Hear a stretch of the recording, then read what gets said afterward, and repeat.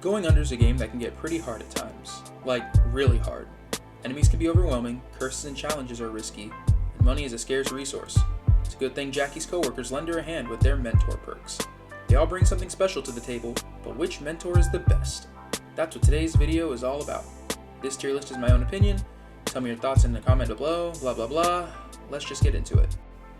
Just so we're all on the same page, Jackie's mentors are pretty much all of her coworkers in Fizzle with the exception of Marv. But we don't like Marv, so that's okay. These mentors will give Jackie perks every time she enters the dungeon, usually by adding a new room to the dungeon as well as some kind of gameplay effect. As the story progresses, they'll ask you to do things down in the dungeon which will improve their mentorship with you. For this video, we'll be ranking them based on their maximum mentor perks, so there will be light spoilers for the mentorships. Okay, time for the actual list. Starting with our low tiers, we have Jackie? Jackie is technically listed as a mentor, but she's just the default option. She doesn't come with perks or anything, I just felt like she deserved to be on the list. Next up, we have Ray. Ray is bad. I'm sorry, but his mentor perks pale in comparison to the rest. Maybe it's supposed to reflect his skill at being Fizzle's CEO. Anyway, Ray's mentor perks have two main things going for it. One, you get Ray's company card and can purchase things you can't afford. And two, you get an extra skill per floor. Ray's company card does exactly what it says. You can buy stuff when you have no money. What it doesn't tell you is that 1, you have a maximum debt limit of $100, and 2, the debt you acquire literally becomes a ball and chain that's tied to Jackie with its size also being tied to the debt. There is a reroll counter for items in the shop, but it doesn't restock the shop once things have been purchased. As for the extra skill, it can be hit or miss. There's a ton of skills in this game, and a lot of them aren't very good. With Ray's perk, you get no say in what you're getting, unlike the regular skill rooms. There's one more gimmick to Ray. You start the run with Ray's whip. It's basically a more durable version of one of the Joblin cars. Ray's whip has the same weaknesses as the regular cars too. Jackie can get punched out of the car. It's hard to control, and worst of all, the whip hurts Jackie when it blows up. The Styx Road app comes with none of these weaknesses.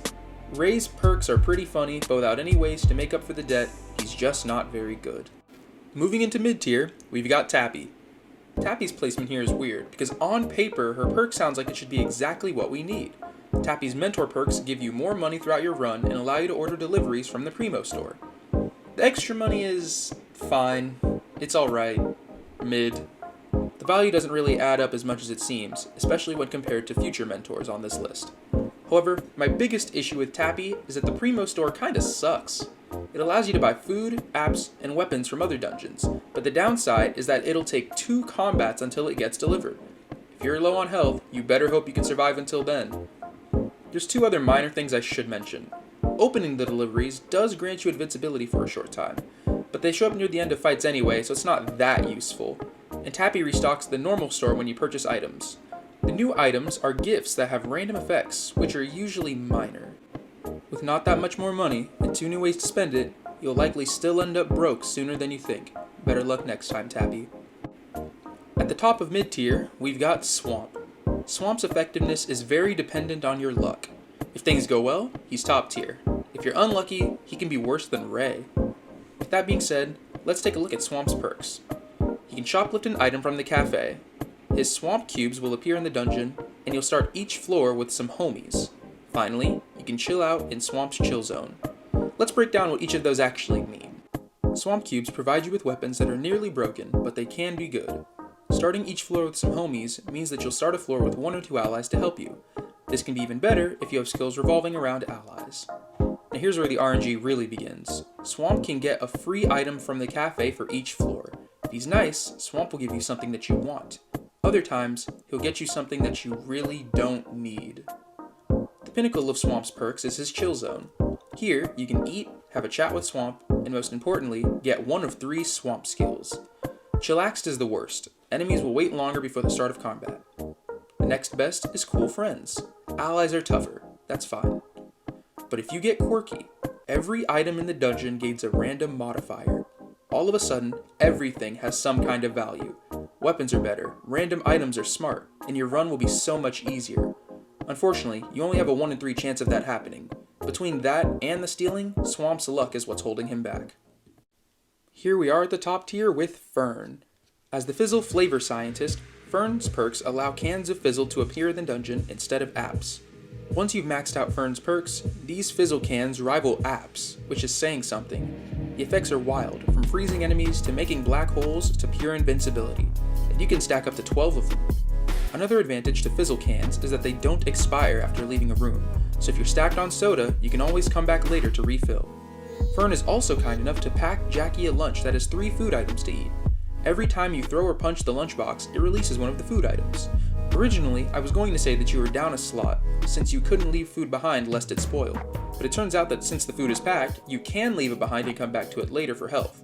There's no downsides to Fern, and I like to pick them sometimes for fun, so what's better than this? Finally, Peak. Kara is the best mentor in Going Under, and it's all because of the apps. You can use apps with any of the other mentors excluding Fern, but with Kara, they become game changers. First off, you start with Canceller, Kara's special app that instantly kills any non-boss enemy. That's a great app to have early in a run, but that's only scratching the surface of Kara's potential. Coop Snoop is an app that applies a random discount between 15 to 35% on shops. Money's a super important resource in this game, so learning that the upgrade, Coop Snoop 2.0, applies a set 50% discount is astounding. Kara also allows you to hold 2 apps at once, so you can really maximize the amount of bang for your buck if you have 2 Coop Snoops. The other apps are also really good offensively. My favorite is Cuticle Reverb 2.0, which is pretty much an instant win for any room, good for dungeon-specific challenges. Or Upcycle 2.0, which not only refreshes a weapon's durability and gives it an effect, but it also makes it bigger, and this can stack multiple times. It's pretty broken, but I love it. The only downside is that you might leave an app behind and let it brick, but I mean, just check the room. And that's the list. Even though Kara's the best mentor because of her apps, I'll still sometimes pick Fern for fun. Swamp's steal mechanic is guaranteed the easiest way to complete one of his quests, the one about getting the console and Styx coin. And I did use Tappy a lot early game. Ray and his whip never stood a chance. Before I close this video out, I want to thank Nick Kamen for letting me use Going Under soundtrack, but also for this hilarious email response.